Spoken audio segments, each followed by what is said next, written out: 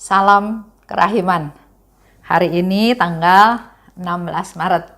Kita akan bahas tentang novena kerahiman ilahi hari kedua. Kita mulai ya. Dalam nama Bapa dan Putra dan Roh Kudus. Amin. Kita akan baca dari 1212 dan 1213.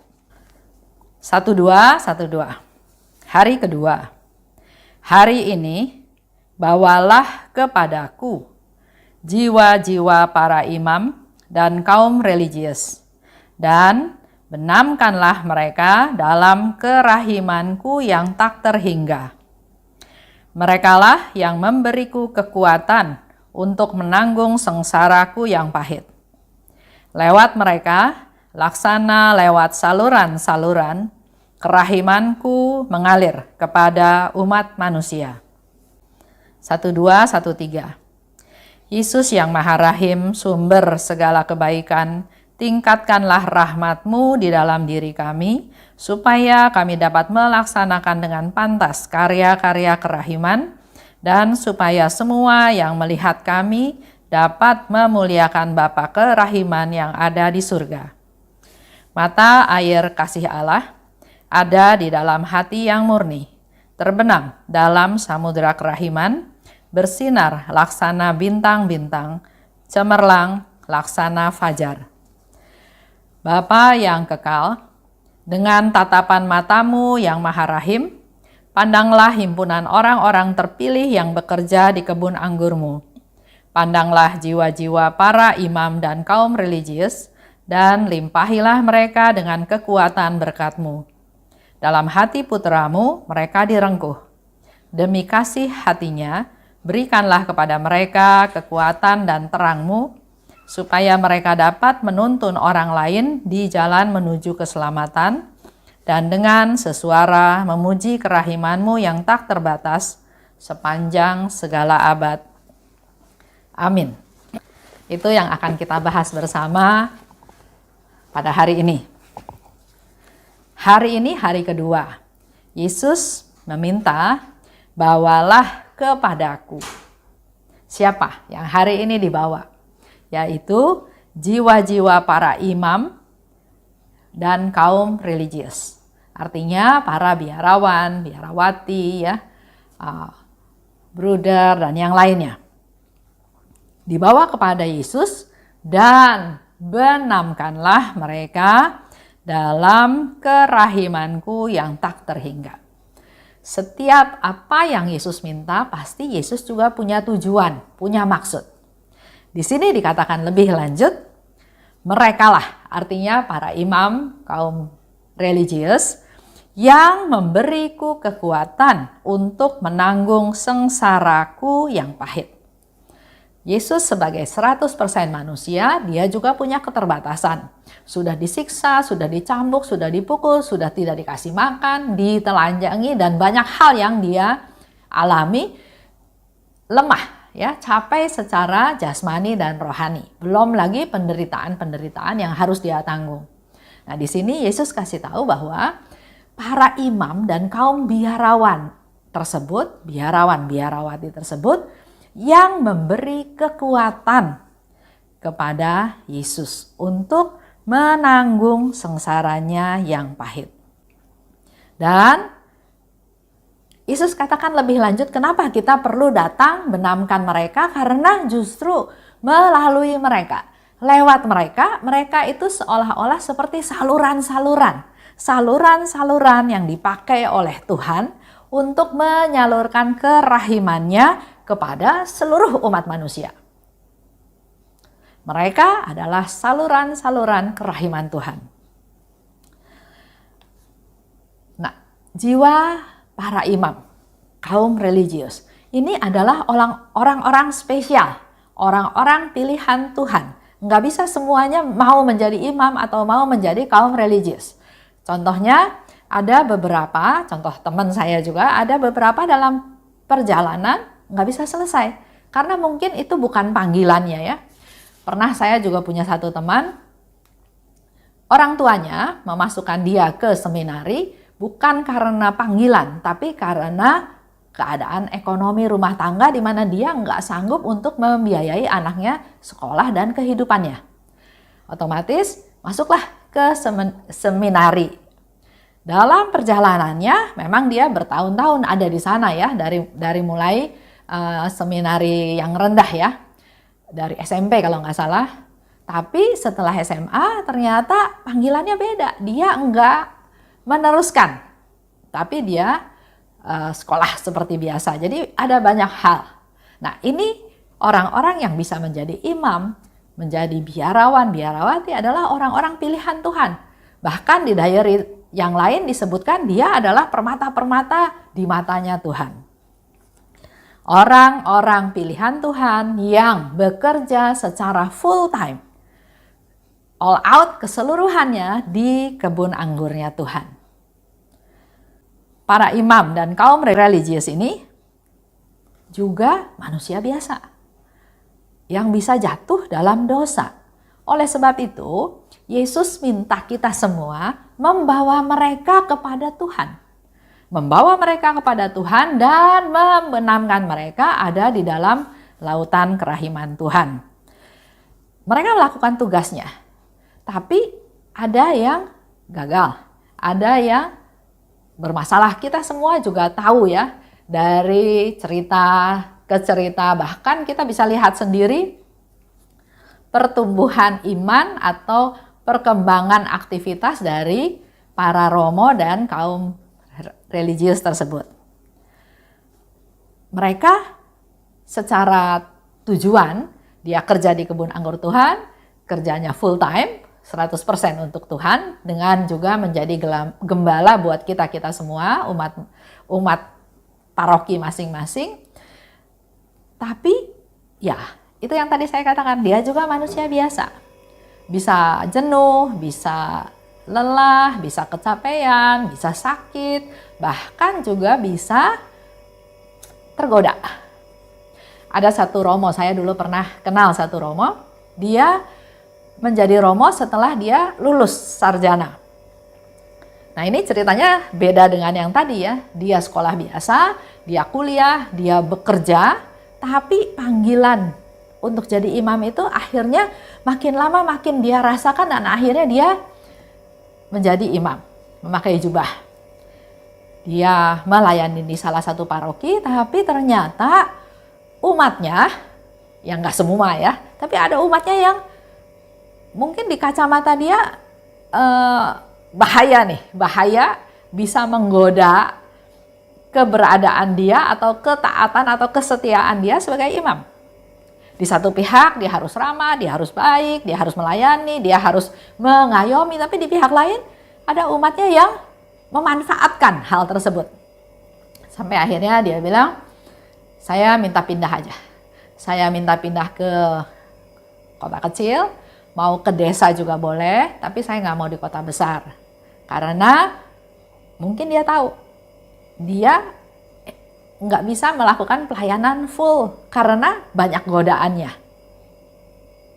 Nah, ini salah satu contoh, dan waktu itu saya pernah ketemu lagi dengan dia dengan penuh sukacita. Dia ada di salah satu kota kecil ya, tapi dia melayani dengan penuh sukacita karena dia sudah bisa menghindar dari godaan yang memang tidak perlu dia alami kalau dia tetap ada di kota besar.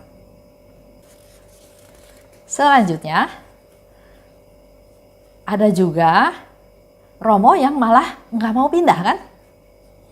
Saya juga nggak tahu aturannya, tapi setahu saya romo itu di satu tempat, di satu paroki, kira-kira 5 tahun, 7 tahun ada rotasi, ada perpindahan. Tapi saya pernah dengar juga ada romo yang nggak mau pindah. Dia merasa membesarkan paroki tersebut, dia merasa berjasa terhadap paroki tersebut, dia juga mungkin merasa sudah nyaman. Kalau mulai lagi, kenalan lagi, atau mungkin masuk ke daerah yang terpencil, daerah di pedalaman, ada kesusahan-kesusahan lain. Nah, ini yang perlu kita doakan. Karena tujuan awalnya dia bersedia ditempatkan di mana saja, tapi kedagingannya karena dia juga manusia biasa, bisa saja hal-hal itu yang menguasai ya, mempengaruhi cara hidupnya dia. Ada lagi romo yang ini semua hasil saya.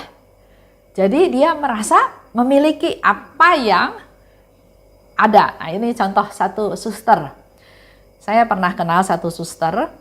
Suster itu pendoa, pelayanannya bagus. Mungkin mendoakan seseorang sehingga permasalahan dari orang itu bisa diatasi, selesai. Dan sebagai ucapan terima kasihnya, umat ini memberikan sebidang tanah kepada suster. Udah nggak ada ceritanya kan? Nah, suatu hari suster ini dipindah tugas ke tempat lain. Nah, mulai timbul masalah karena suster itu merasa tanah itu diberikan oleh si umat itu karena saya. Jadi seolah-olah tanah itu punya saya, seolah-olah ya. Tapi kan sebagai kaum biarawan biarawati sebetulnya mereka nggak memiliki hal-hal tersebut. Nah, hal-hal ini yang perlu juga dievaluasi, diketahui oleh umat. Bukan asal kasih, tapi memberi sumbangan, jadi donatur, tapi jelas untuk keuskupannya, untuk gerejanya, bukan untuk pribadinya. Supaya jangan ada keterikatan. Kita pernah tahu juga kan, di mana hartamu berada, di situ hatimu berada. Kita pernah dengar firman itu ya. Nah, jadi buat kita semua yang tergerak hatinya untuk memberi, untuk menyumbang, untuk mensupport, harus jelas kasihnya ke siapa. Dan pasti harus berikan kepada paroki. Walaupun memang jasa dari seseorang karena berdoa dan doanya dikabulkan misalnya ya. Tapi kita harus tahu jangan memberi asal memberi tapi menimbulkan masalah, godaan untuk orang yang menerima. Tanpa kita sadari kita yang meng-create situasi membuat orang itu jadi tergoda. Itu cerita beberapa romo yang atau kaum religius ya, yang saya jadikan satu contoh di mana kita harus banyak berdoa buat mereka. Mereka permata Tuhan, mereka orang yang dipilih Tuhan untuk bekerja di kebun anggurnya, dan jangan kita yang goda. Sering umat itu tanpa sadar kita yang menggoda mereka, tujuannya baik.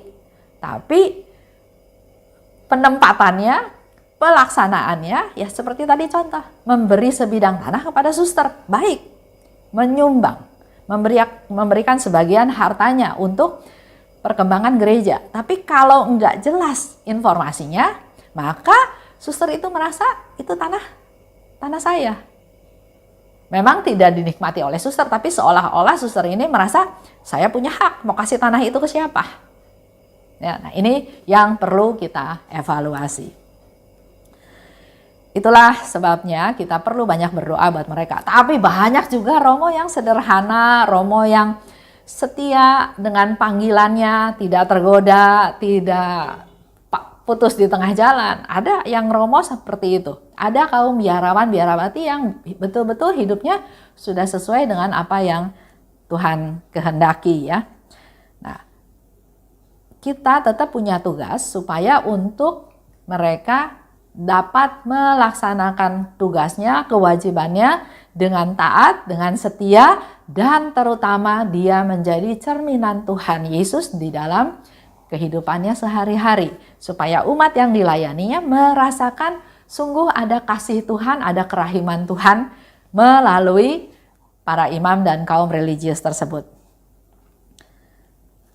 Yang jalannya benar, yang kerjanya benar, itu jelas Yesus katakan mereka yang menguatkan aku pada waktu dia ada di tengah penderitaannya. Dan bahkan Yesus mau memakai mereka semua untuk menjadi saluran-saluran berkat yang Yesus mau berikan kepada kita melalui para imam. Contoh, Yesus mau mengadakan pesta kerahiman ilahi. Yesus mau memberikan rahmat yang melimpah kepada kita semua, terutama hadiah indulgensi penuh. Dan itu hanya bisa terlaksana melalui tangan para imam. Melalui perayaan Ekaristi, menerima komuni pada hari tersebut, menerima sakramen tobat, berdoa wujud Bapa Paus, dan melakukan perbuatan belas kasih, maka rahmat indulgensi yang Tuhan berikan sampai kepada kita. Jadi para imam itu akan menjadi saluran berkat yang Tuhan pakai untuk menyalurkan rahmat berkatnya kepada kita semua. Sekali lagi saya mau ajak Bapak Ibu berdoa untuk para romo kita, para kaum religius. Supaya mereka hidupnya enggak beban, enggak berat. Kalau godaan di sana sini suatu hari bisa jatuh. Tapi kita berdoa supaya dia ringan menjalani hidupnya. Supaya penuh sukacita, penuh kegembiraan, enggak jenuh, enggak capek, enggak marah, enggak ngambek. Dia penuh sukacita. Bisa menjalankan tugasnya dengan kasih.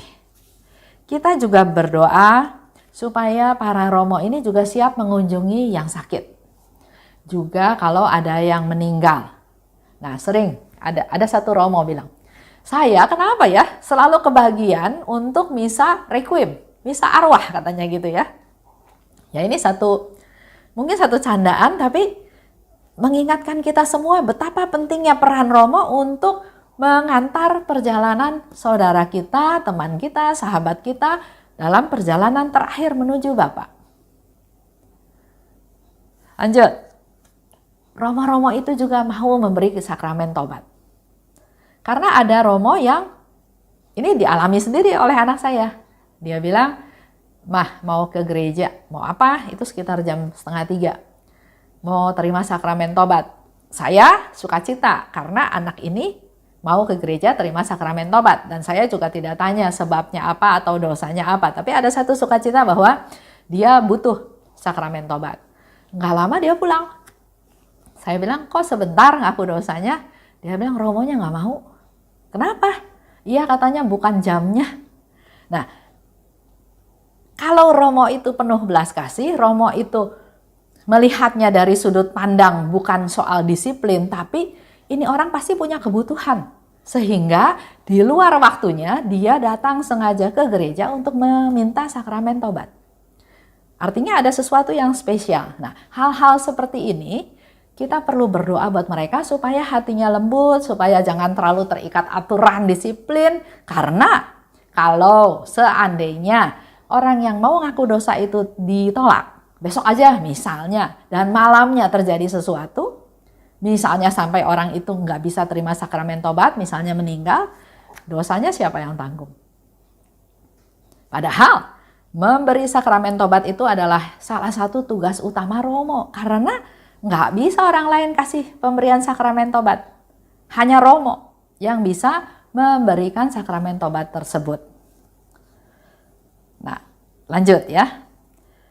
Kita juga perlu berdoa untuk para romo supaya mereka diberkati, mereka dikuatkan, dan juga berani membela yang orang-orang kecil yang dirugikan. Ya, sebagai manusia kita bisa maklum. Ada yang lebih condong ke yang punya. Sering terjadi komentar atau selentingan, "Oh, kalau ke sana pasti datang romonya, kalau ke rumah saya enggak," misalnya seperti itu ya. Ya, secara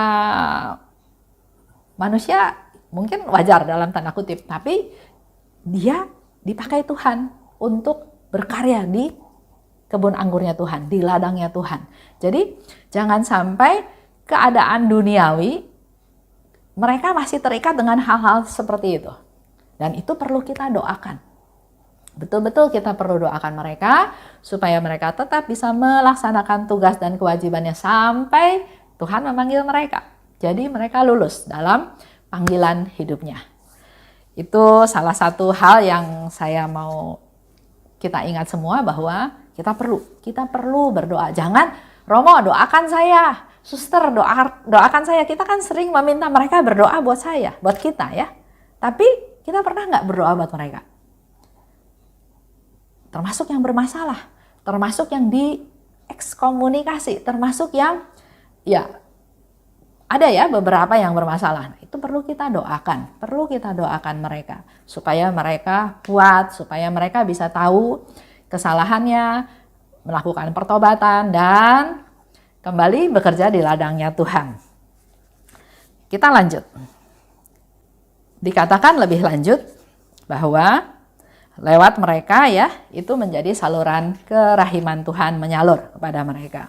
Nah, selanjutnya kita baca di 1213. Kalau Bapak Ibu lihat 1213 itu adalah contoh doa dari Suster Faustina kepada Yesus. Apa yang dikatakan oleh Suster Faustina kepada Yesus dan apa yang dipanjatkan oleh Suster Faustina kepada Bapa. Kita baca ya. Yesus yang Maha Rahim, sumber segala kebaikan, tingkatkanlah rahmat-Mu di dalam diri kami, supaya kami dapat melaksanakan dengan pantas karya-karya kerahiman, dan supaya semua yang melihat kami dapat memuliakan Bapa kerahiman yang ada di surga. Suster Faustina menyebut kami karena dia kan suster. Dia kaum religius, biarawati. Tapi kalau kita awam, kita berdoa, kita juga bisa berdoa untuk para suster, para imam, para biarawan, biarawati. Di sini dikatakan lebih lanjut, mata air kasih Allah ada di dalam hati yang murni, terbenam dalam samudera kerahiman, bersinar laksana bintang-bintang, cemerlang laksana fajar.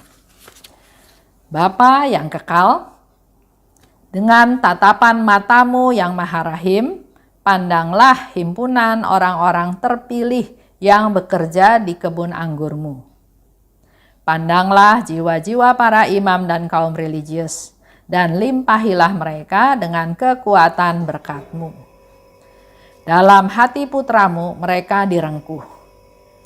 Demi kasih hatinya, berikanlah kepada mereka kekuatan dan terang-Mu, supaya mereka dapat menuntun orang lain di jalan menuju keselamatan dan dengan sesuara memuji kerahiman-Mu yang tak terbatas sepanjang segala abad. Doa ini kita bisa doakan pada waktu novena hari kedua setelah selesai Koronka, atau sebelum Koronka juga bisa doa ini didoakan. Itu salah satu contoh doa yang Suster Faustina lakukan berkaitan dengan novena hari kedua. Jadi saya harap Bapak Ibu mau berdoa untuk para imam, untuk kaum religius. Jangan mereka dikasih beban dengan cerita-cerita, dengan ngadu, Romo kok sama yang ini baik, kok sama ini nggak baik. Romo kok gini, kok gitu. Jangan kasih beban. Mereka juga manusia yang perlu disupport. Tapi supportnya ada batasnya. Jangan berkelebihan yang menyebabkan bukan hal yang baik malah bisa menjadi hal yang kurang baik. Karena kita perlu berdoa buat mereka supaya banyak rahmat yang sampai pada kita melalui saluran-saluran mereka sebagai saluran-saluran rahmat dan berkat yang Tuhan berikan kepada kita. Itu aja untuk hari ini. Bapak Ibu bisa ingat-ingat siapa yang mau didoakan dan juga berdoa buat mereka-mereka yang sudah meninggal. Pada waktu COVID ini, masa pandemi ini, begitu banyak romo, uskup, suster, frater, bruder yang meninggal. Mari kita berdoa buat mereka supaya mereka juga bisa segera menikmati hidup kekal bersama Bapa di surga. Kita tutup ya. Dalam nama Bapa dan Putra dan Roh Kudus. Amin. Salam kerahiman.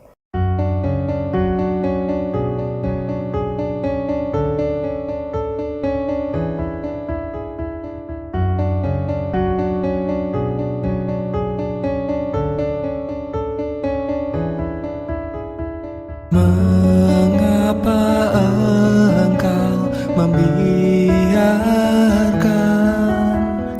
banyak dosa dan kejahatan?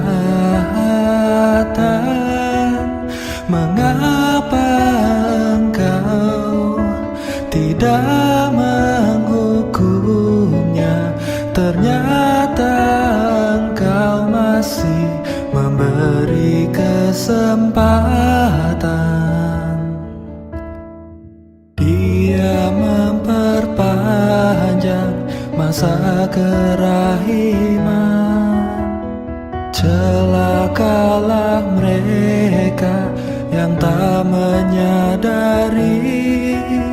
Tulis dan wartakan kerahimannya. Mohon rahmat Bapa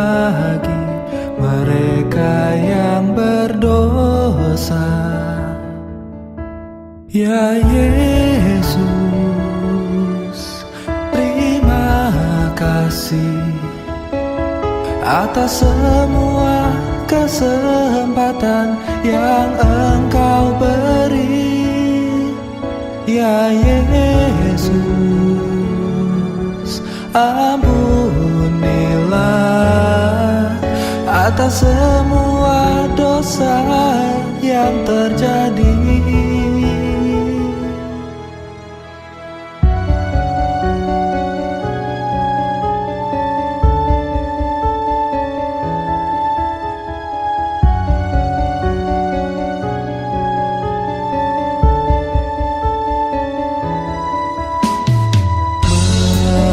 Mengapa Engkau membiarkan